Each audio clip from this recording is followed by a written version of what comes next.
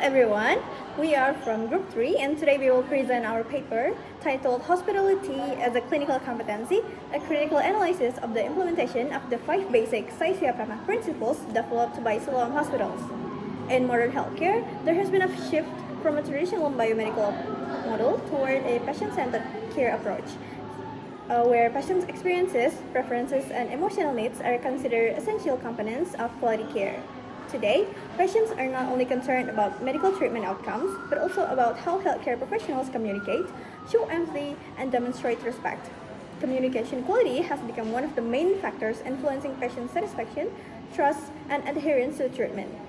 In response to these challenges, Siloam hospitals introduced the SayaSIAP RAMAH program, which promotes professional and respectful interaction between healthcare workers and patients.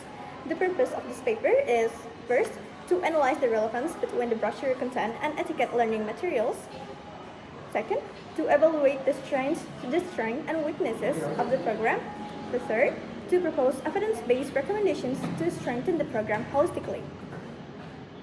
From the source, there is 5 key highlights that expected from the healthcare worker. Firstly, greeting patient politely use appropriate expressions such as good morning, good afternoon, and good night.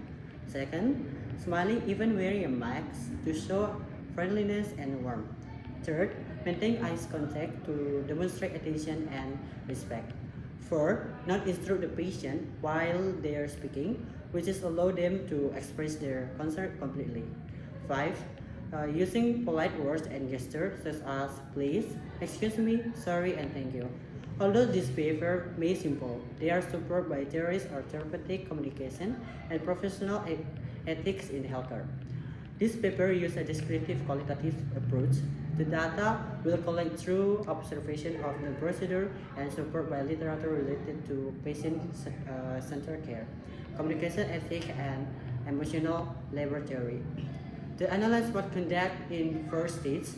First is content destruction, theoretical mapping, critical evaluation, and synthesis of recommendation. Based on our analysis, the brochure is strongly related to several etiquette learning topics. First, ethics in communication, because the procedure emphasizes active listening, respectful language, and positive nonverbal communication. Second, moral concept, and moral integrity, because the polite communication reflects empathy, respect for human dignity, and consistency between values and action. Third, the self-image, because the professional behavior influences how nurses are perceived as caring and trustworthy professionals. Fourth, ethics in workplace, because respectful interaction contributes to positive work culture and patient satisfaction. The brochure is partially related to professional appearance, since it discusses body language and gestures, but does not include detailed standard of grooming or uniform.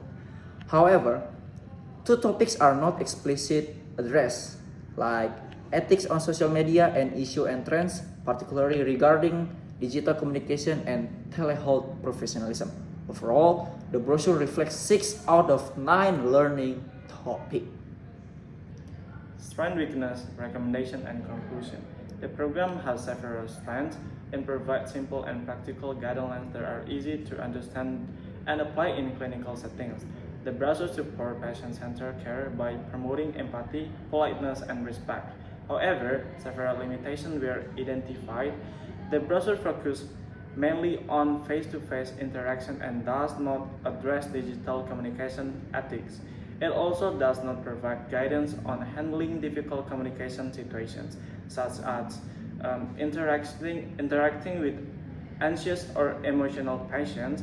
And another important insight from our analysis is the potential paradox or standardized hospitality. When communication behavior becomes mandatory procedure, there is a risk that kindness may be perceived as performative rather than genuine. Therefore, we propose several recommendations. First, expanding the program to include digital communication ethics for telemedicine and social media professionalism. Second, developing situation-based communication training to improve skill in handling complex patient interaction. Third, strengthening guidance on professional appearance and nonverbal communication. Four, encouraging reflective practical to support moral integrity and authentic empathy. Additionally, as an innovation healthcare institutions may integrate AI-assisted feedback system that use statement analyze to evaluate patient feedback automatically. This technology can identify patterns in patient satisfaction and detect communication issue early, allowing targeted improvement strategy.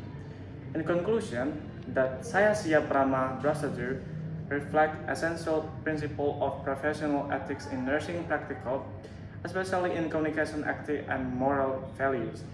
With further development and integration of innovative strategies, this program has strong potential to improve patient experience, trust, and overall quality of care. Thank you.